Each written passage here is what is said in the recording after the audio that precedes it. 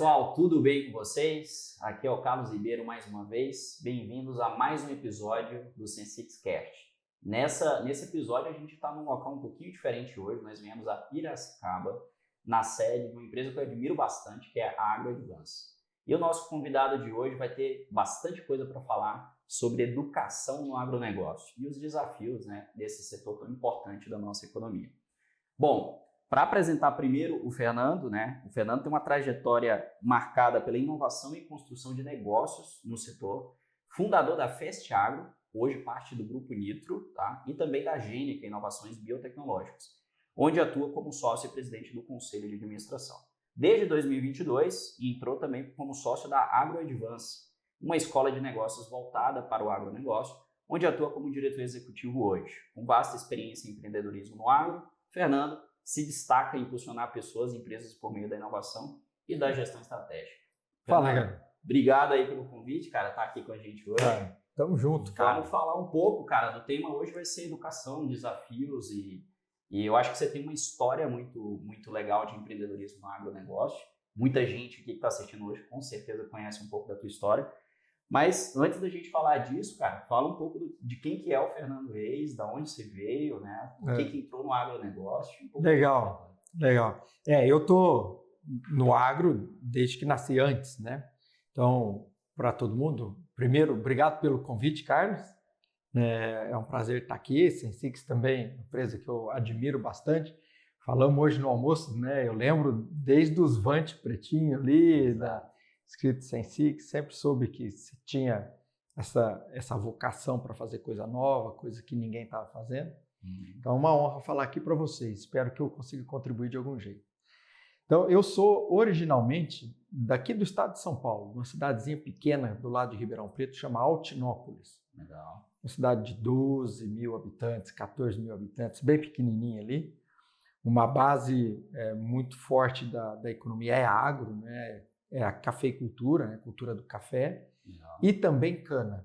Uma parte de terras mais nobres, onde tem a cafeicultura, e uma parte do município de terras mais fracas e mais indo para o lado de Serrana, Ribeirão Preto, que naturalmente tem bastante cana-de-açúcar.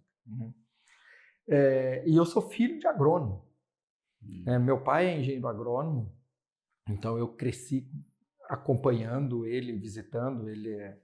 Funcionário público, era engenheiro agrônomo, agora aposentou, da Secretaria de Agricultura do Estado de São Paulo, ali da CAT, então ele dava assistência técnica, extensionista para os produtores, principalmente de café.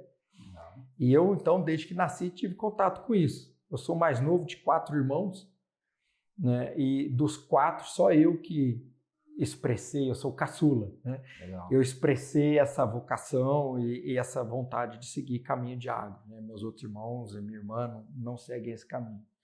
E eu, por causa desse contato, eu tive o benefício de muito cedo saber o que eu queria da vida, Com 13, 14 anos, eu já sabia que eu queria fazer agronomia, eu adorava sair com meu pai, adorava ir para o sítio, adorava mexer com boi, adorava entender de café.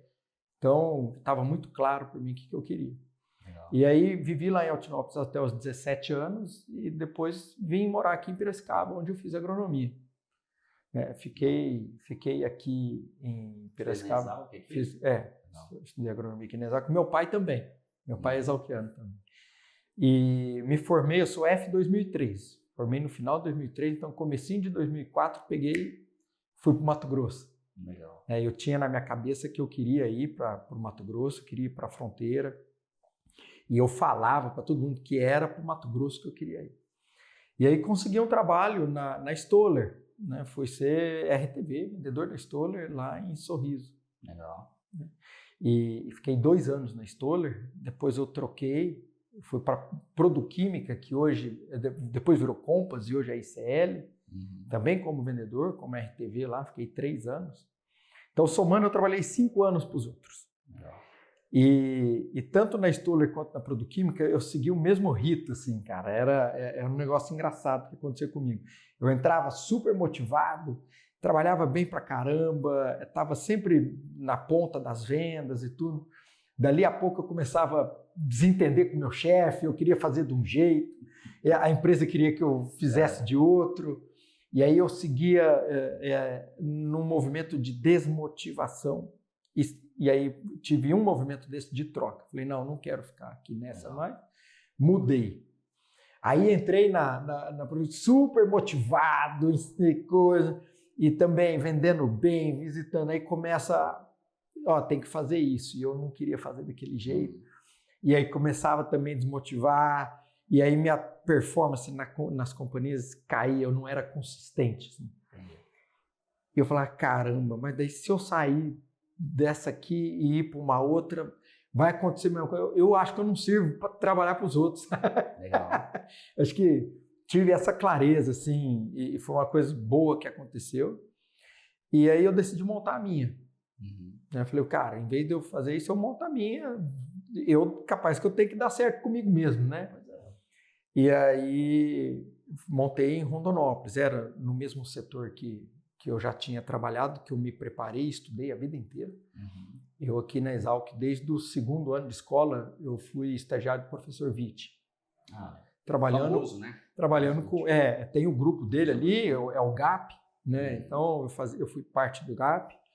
Então eu só mexi com nutrição e adubação de planta. Então, durante a graduação, depois que eu formei essas 2 companhias que eu trabalhei, nessa mesma área. E a hora que eu fui empreendi na área que eu tinha domínio. E aí eu montei a Fest Agro em 2009. Legal. Então, recapitulando, né? Cheguei no Mato Grosso em 2004, trabalhei 5 anos para os outros. Em 2009, montei a Fest. E eu sabia que eu montei a Fest porque eu sabia que dava para fazer diferente do que até então eu estava vendo que tinha que fazer. E do que estava sendo feito. Legal. A Fest era uma empresa de produtos... De fertilizantes foliares.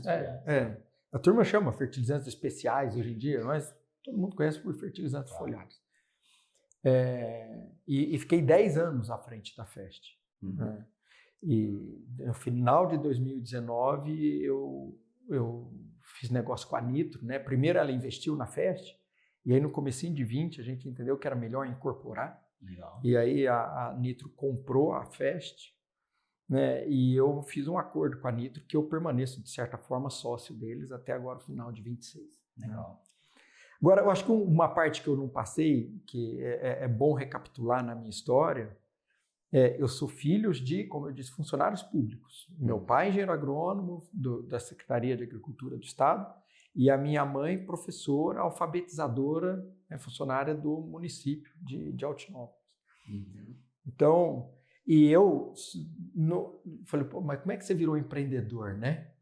E eu tenho uma formação psicológica de personalidade, uma pessoa muito reflexiva, de uma análise crítica, de olhar lá na frente, como tentar desenhar cenários futuros, mas que, via de regra, essas pessoas às vezes pensam demais e executam pouco, né? E aí, só que quando eu cheguei no Mato Grosso, eu comecei a ver muito empreendedor lá, dono de revenda, dono de transportadora, dono de cerealista. O pessoal que chegou lá um pouco antes de mim, talvez do ponto de vista de estudo menos preparado, cara, os caras meteram a cara, tomaram o risco e eles estavam ricos, com boas empresas, consistentes, prestando um ótimo serviço, né, crescendo na vida. Falei, poxa, por que eu saí lá de São Paulo, vim para o Mato Grosso, na época, cara, Sorriso tinha 40 mil habitantes, rua de terra pra caramba. Eu falava, por que eu saí de lá e vim aqui, eu não vou aproveitar um cavalo arriado desse, né? Tem que empreender. Daí foi o grande gatilho. A minha inspiração para empreendimento não veio da minha casa. O meu pai, a sapiência dele foi dizer assim, eu não vou te ensinar a ganhar dinheiro porque eu não ganhei. Legal. Eu acho que essa foi uma sabedoria muito grande dele. Então, ele nunca me deu uma dica de como ganhar dinheiro. Você teve que descobrir sozinho. E ele falou, você vai ter que aprender na vida, no mercado aí, né? E aí eu comecei a ver esses caras. Então, o meu pai teve o cuidado de não pré-conceber formatos de ganhar dinheiro e de empreendedorismo na minha cabeça. Então, aí a hora que eu cheguei no Mato Grosso, eu comecei a ver esses empresários que eu me relacionava, eu vendia para eles, eu decidi montar a minha, correr o risco. Legal. Chamei 2 sócios lá na época que eram meus clientes, eram meus distribuidores, né, o Ednei e o Marcelo, e para entrarem de sócio comigo, né, no projeto. E eu sou muito grato a eles, porque eles financiaram o projeto no primeiro ano, né, e deu muito certo. Então, eles financiaram o projeto e eram clientes já. Então, essa é uma dica boa. Assim, ó, a Fast Agro, ela já nasceu com um cliente comprando. Então, nós nascemos breakivado. Isso é bom. Né? Então, eu acho que essa foi uma diferença grande assim, na saúde do negócio. A gente já nasceu atravessando aquele vale do break-even ali, né? Legal. Então, e aí eles ficaram com a gente até 14 para 15, daí eles saíram, né, do negócio. E aí, em 2019 e 20, eu fiz o negócio com a Nitro. Né? A Gênica surgiu no meio do caminho, né? Ali em 2015, os biológicos eles começaram a aparecer ali em 2012, 13. Você lembra quando deu a Helicoverpa lá na Bahia e que alguns biológicos estavam ajudando, os nematóides lá na Bahia também, problema sério, o mofo branco lá também, problema muito sério. A Bahia foi onde nasceu muito biológico, que os produtores olhavam e falavam, isso aqui funciona mesmo, né? Legal. E aí eu recebia pressão dos sócios, do time, para colocar biológico no portfólio da Fest.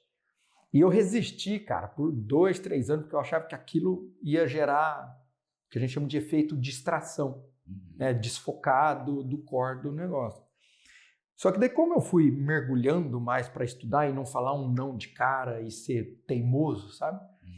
Aí, a hora que eu comecei a ver o que ia acontecer e o que estava por vir e como o mercado estava transformando, falei, cara, isso aqui vai ser maior que fertilizante.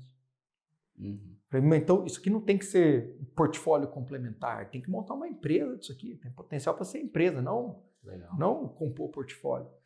Falei, diferente, tem uma pegada tecnológica muito mais alta de biotecnologia, de inovação.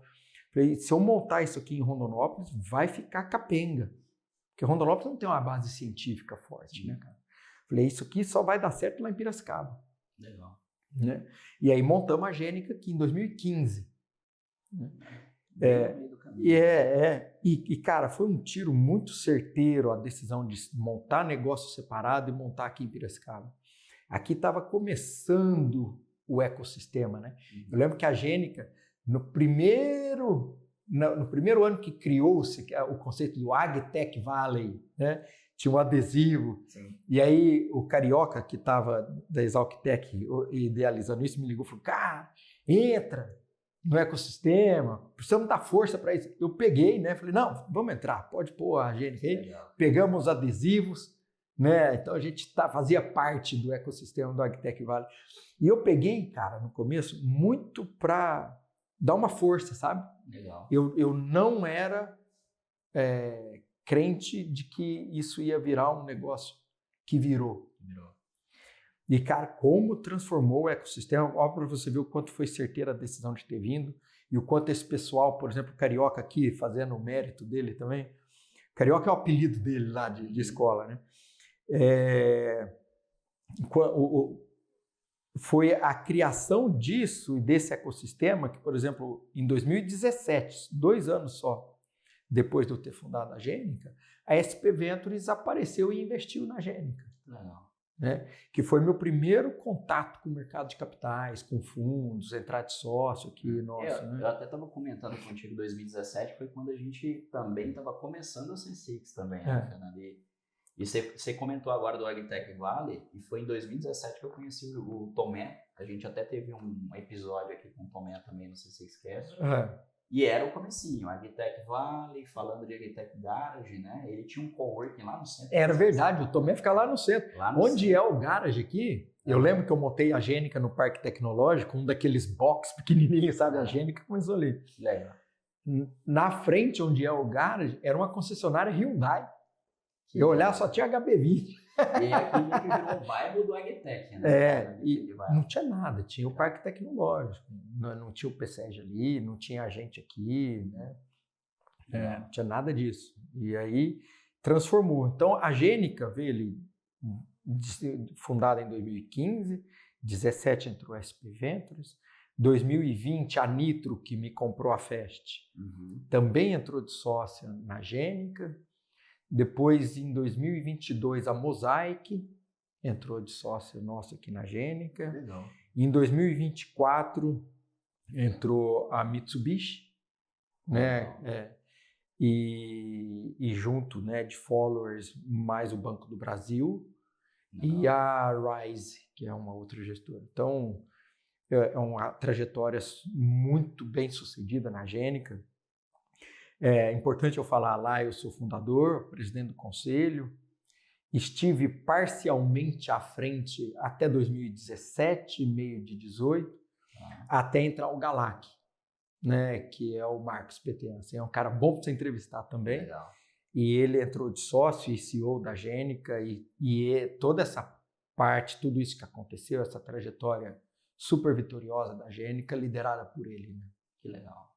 Então a Gênica é um super case aí nosso de sucesso. Hoje você ainda está no conselho. Sou sócio, presidente do conselho, mas, cara... Foi picado por um outro desafio, né? Porque quando aí, 2020, eu negociei a Fest com a Nitro, eu fiquei um ano fazendo a transição para o executivo que estava à frente da Nitro, né? Para o Thiago, que estava tocando toda a BU Agro lá dentro da Nitro. Legal. Aí foi meio de 21, eu saí de vez do dia a dia ali, da Fest Nitro, né? Já era Nitro ali. E aí eu estava procurando sem pressa coisas para fazer, tinha investido em algumas coisas. E aí o pessoal da AgroAdvance me chamou para o conselho, porque eles já estavam falando com a SP adorou o business, adorou os founders, adorou o setor, mas achou que faltava um pouco de cabelo branco ali, alguém com já trajetória para ajudar a AgroAdvance de alguma forma. Aí eles tiveram a ideia de montar um conselho, e aí eles me chamaram para o conselho. Aí quando eu olhei, eu já sabia pelas minhas experiências nas duas empresas, né, o tamanho da dor, da falta de gente, da dor é quali e quanti, a dor de pessoas, de profissionais no agro, né? Falta gente e principalmente falta gente boa demais, né? Então eu entendi que tinha uma dor. A hora que eu vi o que a AgroAdvance, o que eles tinham criado aqui, que era uma educação de altíssima qualidade, de primeiríssimo nível, num modelo escalável, cara, isso aqui é brilhante, isso aqui é o que precisa, é o que o Brasil precisa para ajudar, né? Não vai ser uma única solução, o seu problema é muito grande, mas tem potencial para ser o principal player em sanar essa dor do mercado. A AgroAdvance foi fundada em 17? Não, finalzinho de 18. Finalzinho de 18. O primeiro produto dela veio em 19, assim, né? Legal. Então eu entrei, ela tinha 2 anos. 2 anos, bem no começo. Bem no começo, né? E aí, quando eles me chamaram, eu gostei tanto, eles chamaram para o conselho. Falei, eu topo para o conselho, mas se vocês me deixarem investir. Né? Porque eu sabia que aqui tinha potencial para ser um negócio legal para caramba.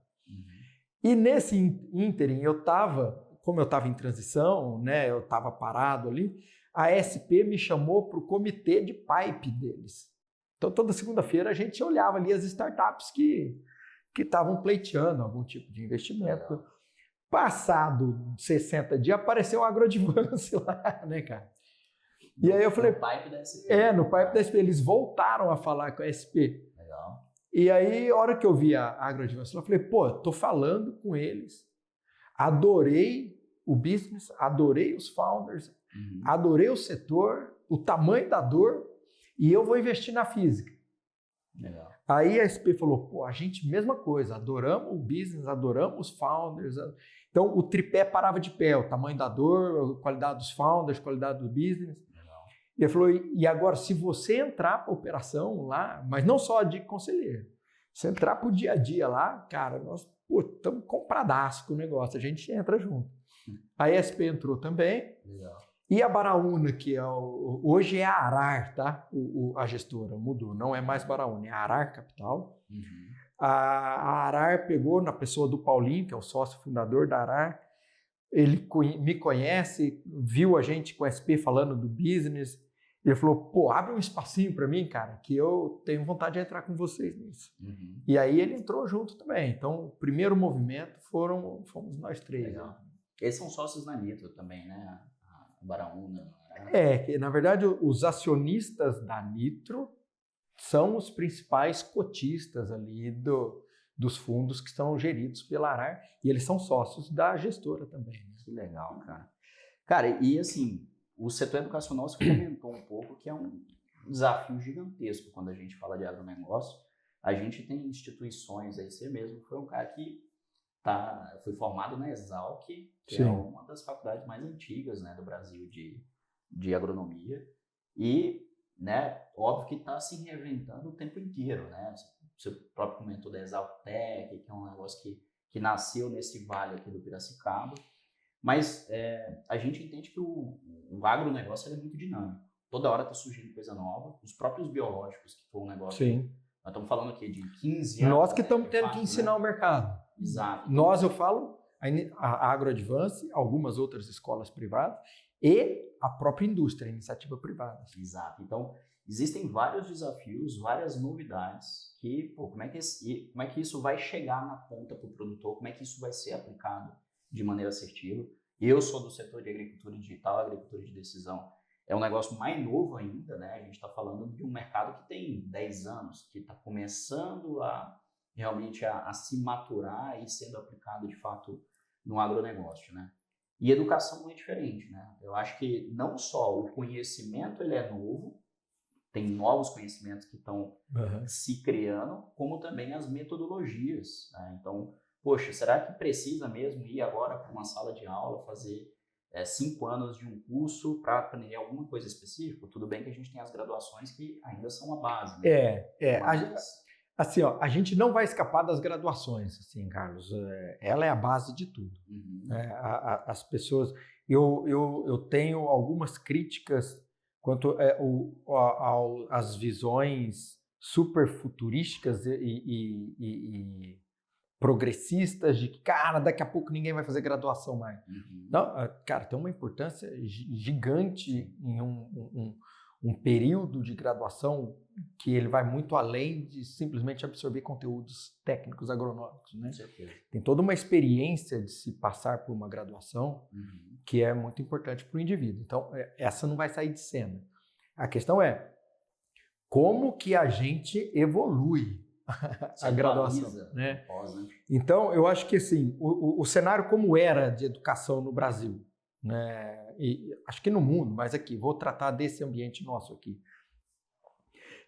A educação de agro no Brasil, ela era super concentrada em pequenos bolsões e silos de conhecimento. Tipo, aqui na Exalc, tem... Eu vou começar a citar nome aqui, talvez seja injusto, mas tem as Unesps, algumas unidades das Unesps, as federais, como Lavras, Viçosa, né, algumas ali no sul do país, que eram nacionalmente reconhecidas como de alta qualidade. Né? Só que, cara, é um mau uso do capital assim, absurdo.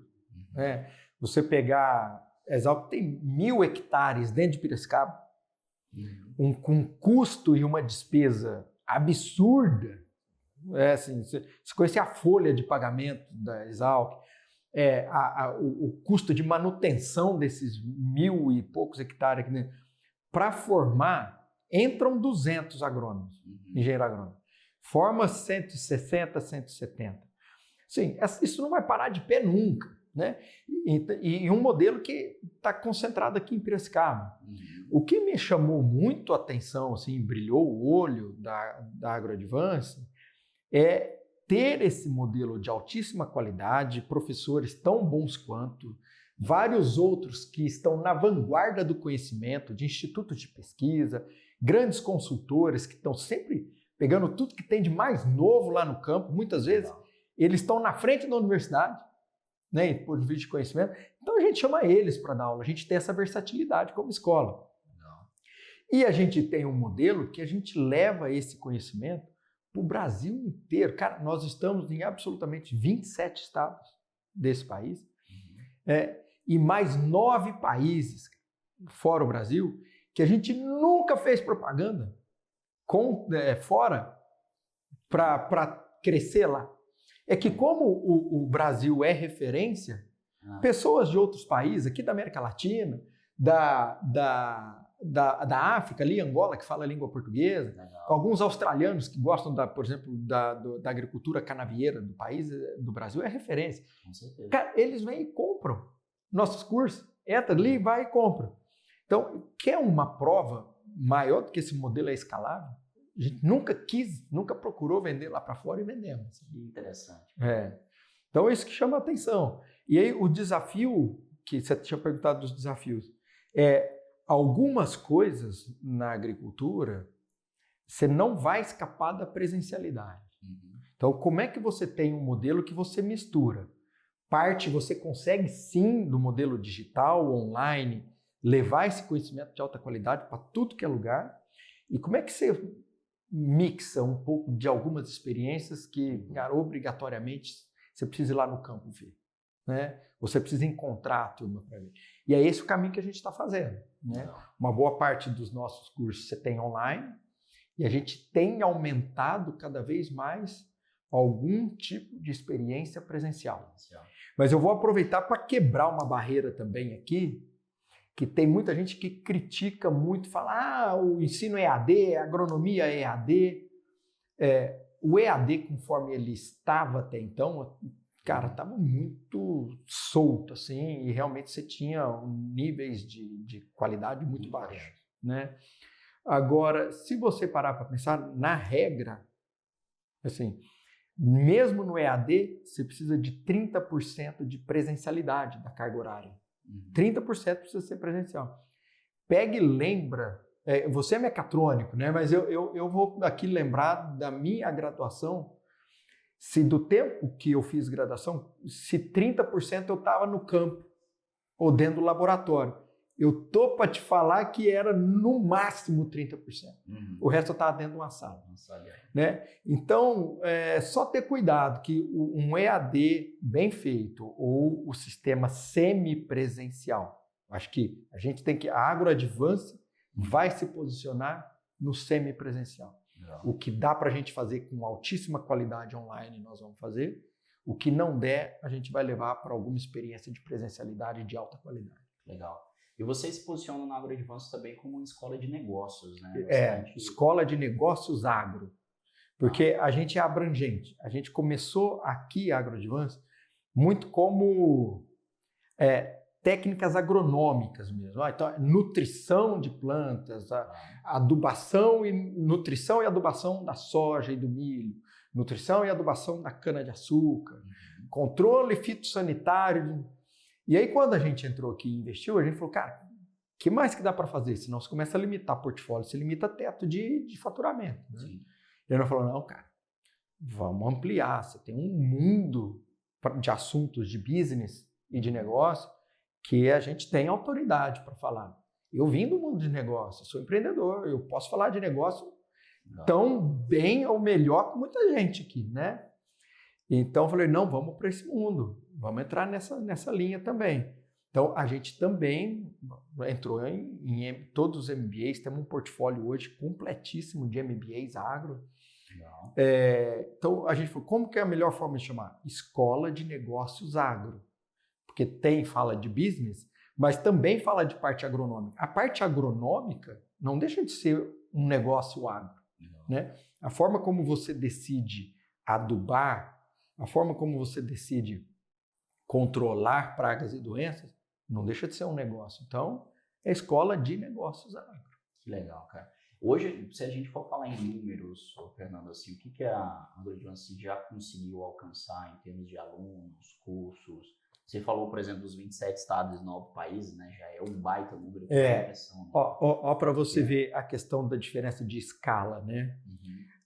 A AgroAdvance, ela já passaram por aqui, nessa breve história dela, mais de 7 mil alunos. Não. Né? E nós temos hoje, de alunos ativos dentro da AgroAdvance, mais de 4 mil alunos. Para pensar o que eu te falei. A Exalc, 1.000 hectares, aquela folha, aquele custo, aquela manutenção, né? E a AgroAdvance, cara, estamos num escritório novo, grande, organizado, mas nosso escritório é 440 metros quadrados. E a gente tem um modelo de negócio, nós temos mais de 4 mil alunos, cara. Que legal, cara. Né? Então... Imagina botar 4 mil alunos dentro de salas de aula, né? Quantos metros quadrados vão precisar? Então, é nesse sentido que a gente tem evoluído. E você vai perguntar para os nossos alunos, o nosso NPS está na zona de excelência, altíssimo, né? O índice de satisfação. Toda aula a gente solta o CSAT, que é um KPI, um indicador de satisfação, tanto do professor quanto da aula, né? O nosso CSAT é altíssimo, quase 10, né? Então, a gente tem conseguido entregar muita qualidade nesse modelo nosso. Legal. Até uma curiosidade que eu tenho, Fernando, assim, a gente entende que é um mercado gigantesco, falta quantidade, falta qualidade, né? E hoje a gente tem passado por bastante transformação, até em termos de qual tem que ser o comportamento desse profissional, né?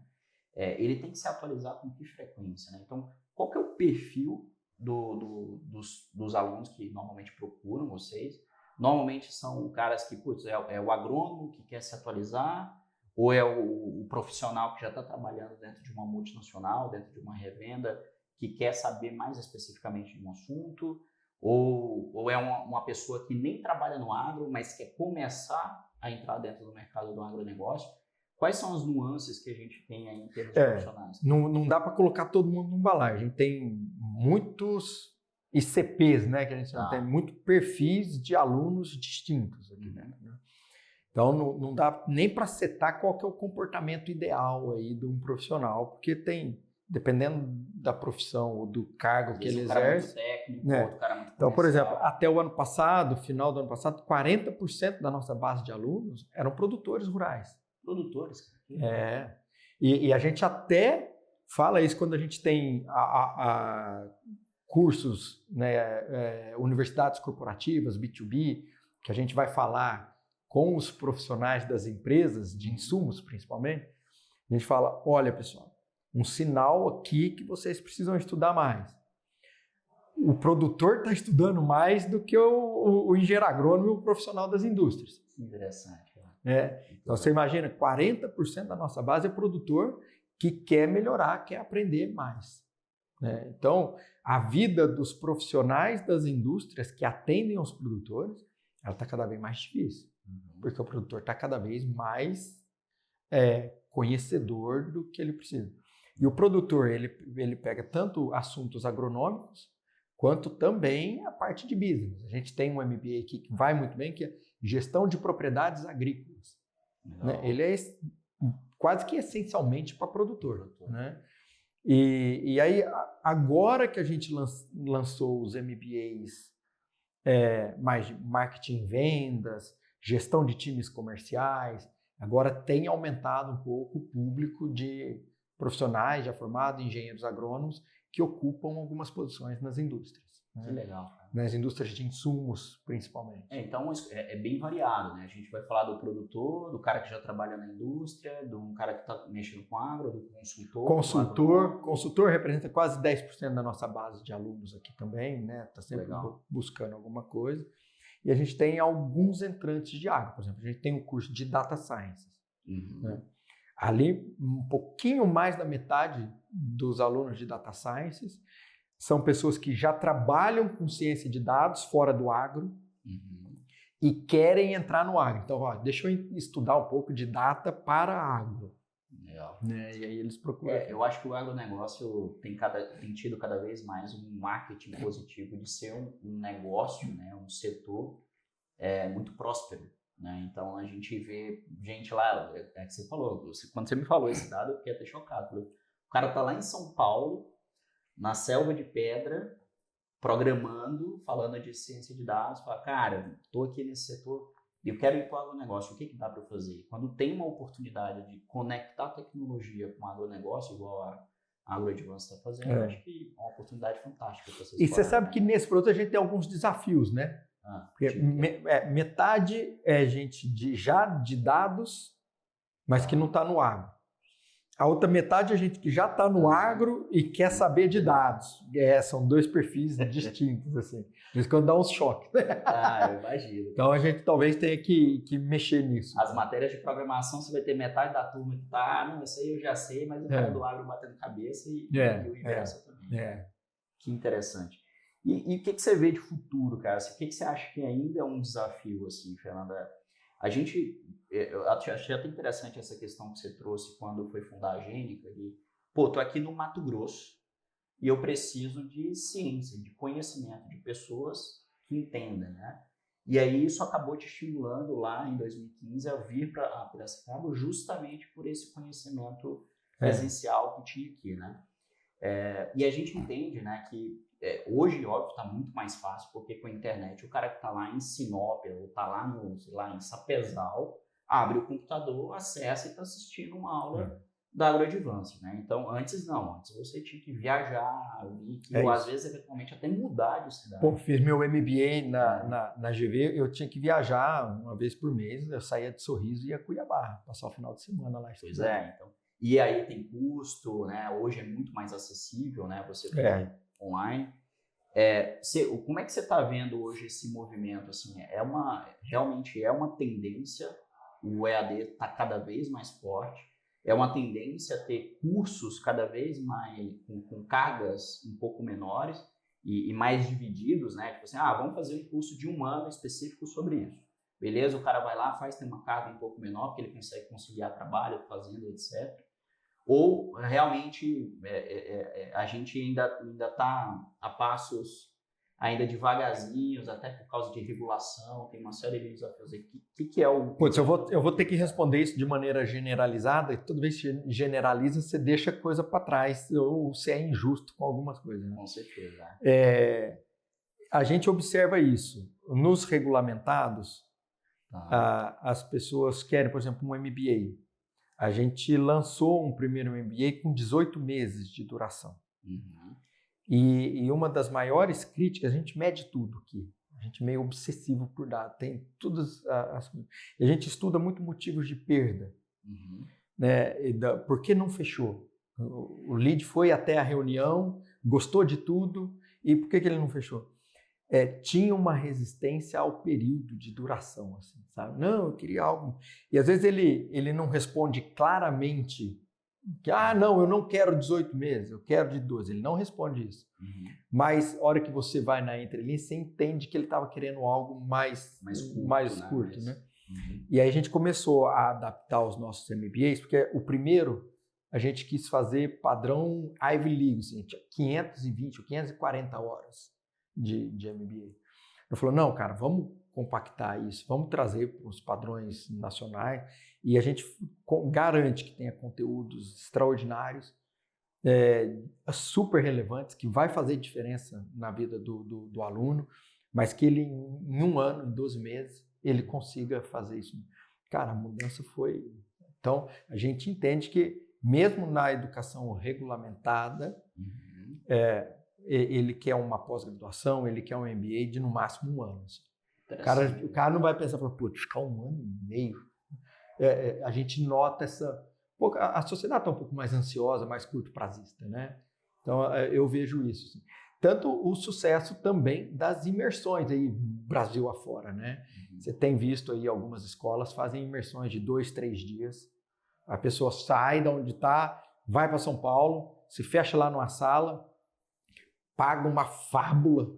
Tem imersões aí de R$60 mil, né? 40 mil, 60 mil reais. Fica 2 dias lá, 3 dias, recebendo uma quantidade insana de conteúdo. Cara, e que ele vê valor naquilo. E se ele percebeu o valor, é porque tem valor. Legal. Né? Então, e a gente tem visto isso, principalmente dos empresários. Não executivos, empresários estão dispostos a, tipo, bullet shot. Assim, eu vou lá, não, quero 3 dias aí, eu absorvo o que eu tenho que absorver. Dá uma pancada na galera aí, faz um network com a turma também. Assim. Mas legal. 3 dias você tende a ter, se você não tiver um modelo de ensino, um modelo pedagógico bom, tende a ser pouquíssimo consistente no longo prazo. Tipo, você aprendeu em 3 dias, por exemplo, eu participei de uma dessas, né? Fui convidado, não paguei por ela. E fiquei 2 dias intensos, dia inteiro fechado numa sala, fazendo uma imersão em mentoria. A hora que eu olho hoje, cara, daquilo que eu vi naqueles 2 dias, eu absorvi, sei lá, 5%, 10% que eu continuo pondo em prática. Então, se tiver pós-imersão, alguma metodologia que dê algum tipo de consistência mais longo prazista, acho que tende a melhorar o resultado disso. É interessante. Eu acho que existem vários formatos justamente porque existem várias formas, né, que as pessoas estão buscando aprender, né? Hoje você tem curso de 2 horas, né, que o cara faz. Hotmart está aí para, né, hoje a sociedade está o tempo inteiro. Não, eu quero aprender sobre isso especificamente, vou aprender, vou aplicar e quero ir para o próximo. Então, você vai ter conteúdos de poucas horas e conteúdos, como você falou, né, de longas horas, até graduações de 5 anos, né? Então... Mas eu sou convicto que para provocar grandes mudanças, você precisa de uma educação, uma trilha, alguma formação mais de longo prazo, que se aprofunde mais, que você não seja tão superficial. Legal. Sim, essa é a visão que eu tenho de educação. E eu vou até te provocar agora com uma coisa que é o hype do momento, né, que é a questão da inteligência artificial. Cara. Como é que você tem visto a interação da inteligência artificial dentro da educação? Vocês têm usado a inteligência artificial alguma coisa? Muito. É assim, por enquanto tem uma cortina de fumaça enorme aqui, né, Carlos? Porque tudo que é muito novo e que tem um potencial de impactar tanto, vira hype, todo mundo hoje tem uma opinião formada sobre inteligência artificial, né? Todo mundo quer falar e quer publicar e quer escrever em algum lugar o que vai virar, o que vai ser da inteligência artificial e os impactos dela, né? E mas pouquíssimas pessoas param para ir a fundo mesmo, para entender. A gente aqui tem 2 vertentes de AI aqui dentro. Uma de como a gente vai usar a AI na nossa rotina, na nossa gestão do dia a dia da empresa, como uma empresa qualquer, né? Como que a gente usa AI no nosso produto, né? No nosso modelo pedagógico, e até se a gente quer ou não fazer algum curso sobre AI. Só que está aparecendo tanto, e tanta gente falando besteira, que eu tendo a falar, vamos ver para frente se a gente faz. Deixar a poeira baixar. Por enquanto está muito poluído isso, né?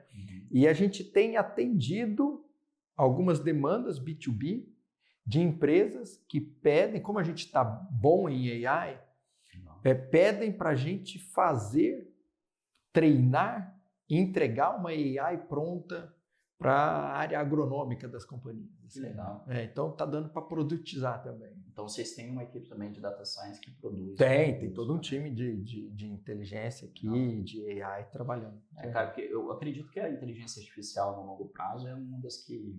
O setor de educação é um dos setores que tende a ter um dos maiores impactos, né, com o uso de IA. Eu fiquei, esses dias, a primeira coisa que eu paguei de IA na minha vida foi educacional para um aplicativozinho que consegue ouvir a minha pronúncia em inglês, dizer exatamente onde está o problema e me mostrar como fala cada sílaba.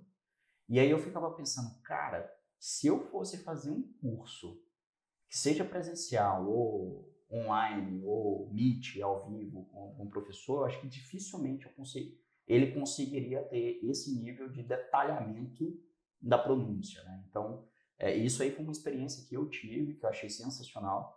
Uma vez eu apresentei o ChatGPT para minha mãe está aprendendo inglês também. Eu falei, mãe, conversa com essa voz avançada nova aí e pede para ele te corrigir sobre como você está falando inglês. Ela achou fantástico. Óbvio que não é um professor, não tem uma trilha né, bem estruturada de como você vai aprender, e nem um conteúdo programático que você tem que dizer, mas, queira ou não, já causa algum certo tipo de impacto, né, quando a gente fala em educação. Sim. O tamanho eu não sei te dizer agora, porque seria mais um falando besteira, né? O que a gente tem convicção, assim, que a AI não vai substituir. Certeza. As interações, a parte educacional em que tem interação e troca entre as pessoas, né? Por exemplo, a gente usa aqui no nosso modelo pedagógico muito estudo de caso. Muito. Legal. E nos estudos de casos, você vai usar a AI para produzir o caso, você vai usar a AI para ser tutor, né? Agora, a beleza, por exemplo, do estudo de caso é a discussão em grupo, né? E troca de experiências nisso, e a gente promove isso nos nossos produtos, né? Isso, por enquanto, acho difícil ela substituir, né? Então, um dado interessante que a gente fala sobre a inteligência artificial, tem muita gente falando, quem não souber AI vai ser substituído, quem não... ou AI vai substituir os mais operacionais, ou os medianos, e vão ficar só quem está lá na ponta, os profissionais de ponta. A gente acha que é o meio contrário. Tem um estudo de Harvard que mostra direitinho assim, que quem está mais em risco são os alta performances. Por quê? A inteligência artificial, num trabalho que foi feito lá naquele Boston Group, lá, né? Uma quantidade enorme de gente. O principal impacto da AI foi pegar a performance da metade para baixo, eles separaram em dois grupos, da metade para cima de performance e da metade para baixo, em termos de performance, sem inteligência artificial. E o que eles fizeram foi pegar a metade para baixo, os profissionais mais medianos, e fez eles entregarem quase igual os top performance. Né? Então, e os medianos são mais baratos, bem mais baratos, né? Então, esses caras que normalmente são os mais caros, eles estão mais ameaçados pela combinação medíocre, né? O média performance com AI. Então, a gente acha que, e esse estudo foi muito consistente, que vai nesse caminho. Assim. AI ajudando os médios. Eu acho que tem até uma frase que muita gente fala, não sei quem falou isso pela primeira vez, que a IA não vai substituir os humanos, mas um humano usando AI vai substituir um humano que não usa. Esse a gente tem certeza, isso aí é convicção. Legal. E até pegando um gancho... Mas até usando a AI também, tá, Carne? Assim, também tá todo mundo achando que daqui para frente todo mundo vai ter que aprender codar ou ser o expert em prompt, né? E sabe, fazer uns baita prompt e tudo, especialista em prompt. Não é assim, cara. O que a gente discute com o Maurício Garcia, nosso conselheiro. Ele, eu acho que é o maior entendedor de AI do Brasil hoje aqui, de forma aplicada. E a gente tem a sorte de ter ele aqui no nosso conselho, né? Ele falou, não, que o grande segredo das empresas que vão ter AI quais empresas têm a melhor AI. Quando forem avaliar, por exemplo, vão fazer valuations de empresas, eles vão avaliar a qualidade da AI da Sensix, a qualidade da AI da AgroAdvance, né? Quão bem treinada ela está, quão intuitiva ela está e quão fácil usabilidade ela tem. Porque a maioria dos profissionais, eles não têm que saber, porque vai ser um botão. A questão é você dar o botão para a pessoa acionar e pedir e a AI entregar para ele o que ele quiser. Legal, cara. Eu vou até te dar um exemplo assim, que eu acho que é bem interessante nessa linha, que conecta a educação com inteligência artificial, que a gente tem usado na Sensix, tá? Eu sempre tive muita dificuldade de como é que eu vou montar um conteúdo para treinar meus vendedores? Como é que eu sei se meus vendedores estão conseguindo colocar o argumento certo, posicionar bem os benefícios, fazer as perguntas certas. Óbvio que enquanto a gente está participando, show de bola. Dá para a gente ir pontuando, anotando, ó. E aí você faz meio que um coaching ali com o vendedor para poder ir pontuando. Eu falei, putz, cara, e agora, assim, com cada vez menos tempo, como é que eu vou acompanhar cada um deles? E aí a gente fez um negócio muito simples usando IA, que era, como eles fazem muitas reuniões via call, ou até mesmo presenciais, tem um aplicativo ou um negócio que você põe na call que ele faz toda a transcrição. É muito legal. Faz toda a transcrição e aí depois eu pego aquela transcrição, jogo lá no chat GPT e peço para dizer onde que esse vendedor pode melhorar suas habilidades de posicionar melhor, quantos por cento do tempo foi ele falando versus o interlocutor falando. E já dá algumas dicas para a gente colocar, né? Então, ele já faz aquilo ali, eu falei, gente, toda reunião pega a transcrição, coloca lá. Esse é o papel, são os agentes, né? Ela está funcionando como um agente para você. Exato. Né? Então, a inteligência artificial, os agentes, eles têm muito e estão evoluindo muito rápido, né? Com certeza. Até o que eles chamam do agente, tem fases, né? Que é o agente PhD, que é aquele que vai fazer as buscas e te responder perguntas super complexas, né? Uhum. Mas mesmo os agentes é só um pedaço da influência da AI no Ele vai dar uma nosso dia a dia. resumida. Não, é que tem muitas outras coisas que a gente nem imagina que tem inteligência artificial impactando a nossa vida, que está no dia a dia já. Exato. Exatamente. Que legal, cara. E até indo para mais para o final aqui agora, o Fernando, assim, o que você acha que é o futuro da educação com foco em agronegócio? Quais são as tendências que talvez estão começando agora e se acredita que vai ficar cada vez mais forte no futuro? E depois, uma vez dito isso, né, qual que é o conselho que você dá para o profissional agro aqui que está assistindo a gente, ou quem quer entrar no agronegócio, né, nesse setor, que você daria em termos de como obter conhecimento, né, quais são os passos que ele tem que percorrer? Assim, a educação vai continuar se modernizando, essas ferramentas, como você falou da AI, ela vai ajudar a gente a ser cada vez melhor. Então, eu sou um entusiasta da AI na educação, eu não a vejo como uma ameaça, eu vejo ela como um super turbo para a gente aqui. E eu acho que o grande desafio, assim, que a gente tem que cuidar é o agro, ele evolui muito rápido e a educação clássica, né, você pega a grade pedagógica das universidades, ela não vai modernizar na mesma velocidade do que o agro moderniza. Então é nosso papel aqui, é nossa função de andar na mesma velocidade ou acima. Eu vou dar um exemplo categórico aqui, que eu fiz o número, né? Como eu estou na indústria de bioinsumos, me chamaram um dia para falar educação em bioinsumos, porque é uma dor gigante. Você pode pegar qualquer indústria de bioinsumos, qualquer uma, né? Ela tem assim, ela não consegue montar o time de profissionais de vendas como gostaria, porque não tem quem tem esse conhecimento. O time de produção industrial de bioinsumos é uma produção complexa pra caramba. Tem às vezes gente que desiste, montou biofábrica, pega um farm, montou biofábrica, ele desistiu porque ele não conseguiu produzir. Porque não tem gente com conhecimento para produzir.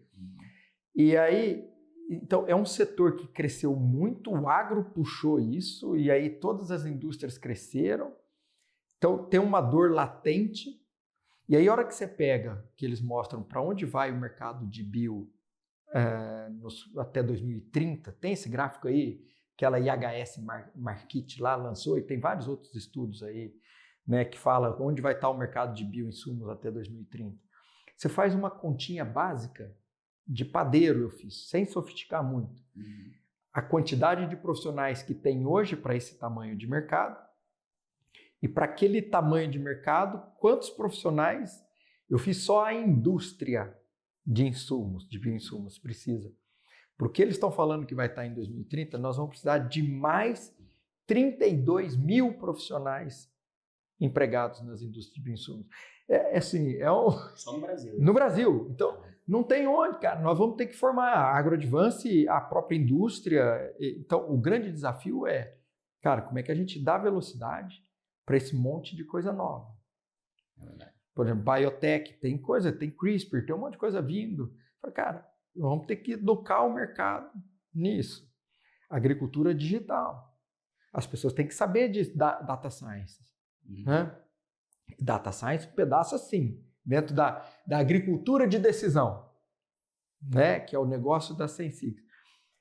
Cara, pouquíssima gente sabe disso. Né? E, na minha visão, o negócio da agricultura de decisão, da agricultura digital, né, um passo antes da tua agricultura de decisão, o principal pepino dela está no começo, que é a sanidade dos dados. Você tem muito dado bagunçado, você tem dado desestruturado, você tem dado mal armazenado, né? Você vai ter que sanitizar, você vai ter que montar um data lake disso, né? Um lago ali de dados, e um banco de dados muito bem estruturado. E, cara, ninguém sabe disso no agro. Esse, para mim, é o maior gargalo. Você vai falar com o produtor, eles não têm. Eu acho que cabe nessa mão a quantidade de produtores no Brasil que tem um data lake preparado. Eu acho que não passa das duas mãos. Não passa.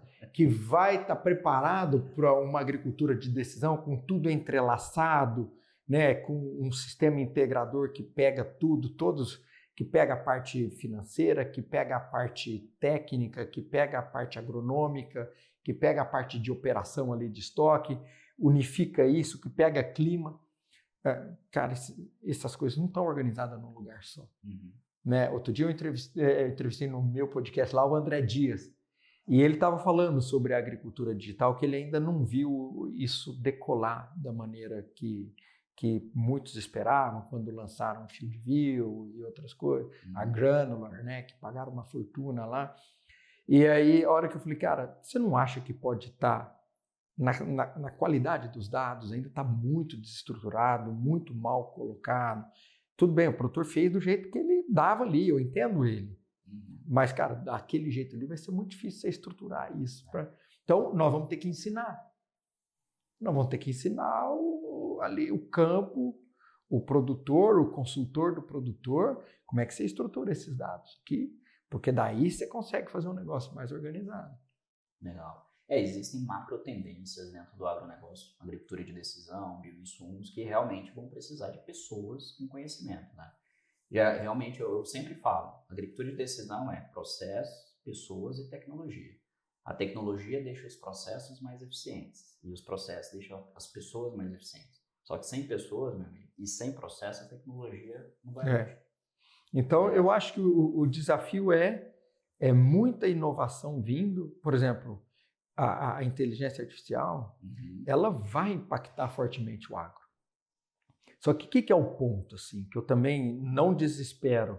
Tem muita gente que coloca AI e quer criar uma ansiedade no produtor, que é a história da FOMO, eu não quero usar o termo FOMO, né? Mas ele quer criar um sentimento meio que de desespero, de ansiedade no produtor, de que ele tem que usar aquilo, ele tem que aprender, senão ele vai ser engolido. E não vai. Porque assim, ó, a AI só vai prosperar e avançar sobre o agro de maneira considerável quando o produtor decidir usar. Você entendeu? Enquanto ele não decide usar, a AI vai impactar o agro de maneira periférica, que é via as indústrias e empresas que fornecem algo para o produtor, que tem inteligência artificial por trás, que acaba impactando o negócio dele. Mas lá na fazenda, no dia a dia, isso só vai acontecer quando o produtor quiser. Não sei se você concorda comigo.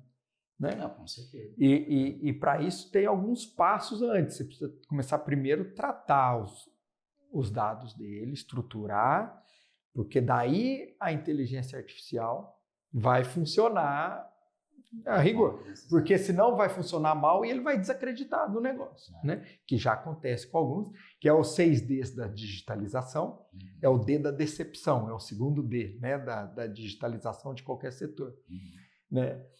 O que pode acontecer é, se não for bem feito a digitalização disso, esse D, a zona de decepção, ela pode ser muito longa, vai virar uma barriga meio comprida. Assim, né? Em algum momento vai para o terceiro D, que é a disrupção, que acontece. Aí as coisas andam. Né? É só cuidar que tamanho que vai ser esse vale do D da decepção aí, né? Legal. Com as pessoas certas, com o conhecimento certo e com a intenção certa, eu acho que é questão de tempo, né, para a gente conseguir chegar lá. E sem educação, Fernando, não tem como. Nós vamos precisar realmente de gente para implementar isso no campo. E eu acho que tem várias iniciativas surgindo, né, inclusive a própria AgroAdvance é um exemplo disso, né? Como é que eu dou velocidade para o negócio? Se o cara tá precisando, tá se matando lá na fazenda para poder fazer acontecer. Como é que eu dou velocidade? Como é que eu dou escala, né? E aí existem esses novos dispositivos. Mas pode escrever o que eu estou te falando. Primeiro tem que ter um tratamento dos dados. Cada produtor vai ter que abrir um projeto de dados na sua fazenda, na sua empresa, para sanitizar e organizar tudo. Sim. A gente aqui, que é uma empresa super voltada para dados, porque a gente é muito digital, então tem dado para tudo. A hora que a gente foi fazer um projeto de dados, organizar o Data Lake, imagina a bagunça. Onde é que era para ser vírgula, tem um traço, gera um dado totalmente diferente, né? Exato. Então, até padronizar isso e fazer com que todo mundo gere esse dado de maneira organizada, foi muito mais complexo do que eu imaginava. Assim.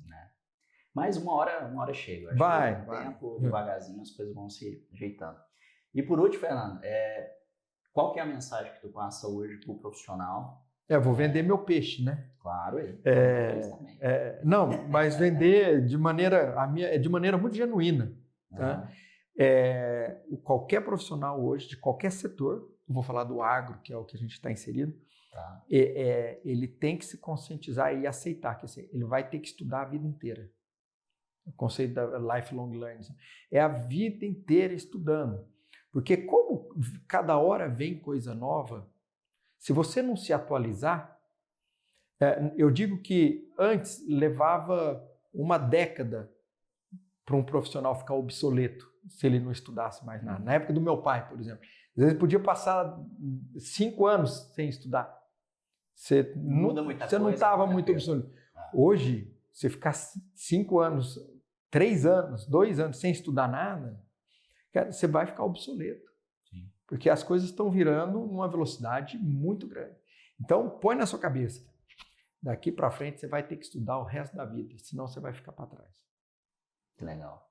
Bom, fica aí esse aprendizado para vocês, pessoal. Espero que vocês tenham gostado desse papo com o Fernando. É uma baita de uma história, Fernando. Obrigado pelo tempo. Né? Obrigado, espero ter contribuído de alguma forma. Hoje eu aprendi muita coisa aqui nessa visita aqui para a sede da AgroAdvance. Eu acredito fortemente também que a educação é o caminho, não tem como fugir. E tanto é que a Sensix tem também suas iniciativas e parcerias. Cara, vamos para frente, porque sem pessoas, sem conhecimento, sem processo, tecnologia não vai funcionar. Né? A gente precisa disso. Então, se você gostou desse papo, esse aqui é um ambiente um pouco diferente do que vocês estão acostumados, pessoal. Mas eu espero que esses ensinamentos, né, tenham trazido bons insights aí para vocês. Procura AgroAdvance. Como é que acha o AgroAdvance aí nas redes sociais? Pode procurar AgroAdvance Brasil. Você vai achar no Instagram, você vai achar pode digitar no Google, você vai chegar na nossa página. O SEO tá bom, Você tem uma coisa que nós somos facinha de ser achado. Os anúncios estão bons. Né? Vou te falar, se você digitar ali, procurar no Google, no Instagram, AgroAdvance Brasil, cara, vai aparecer para vocês o tempo todo aí. Show de bola. Pessoal, entra lá, conhece os cursos da AgroAdvance. Eu sou um fã de carteirinha também da empresa. E vamos lá, até o próximo episódio do Sensix Cast, pessoal. Até mais.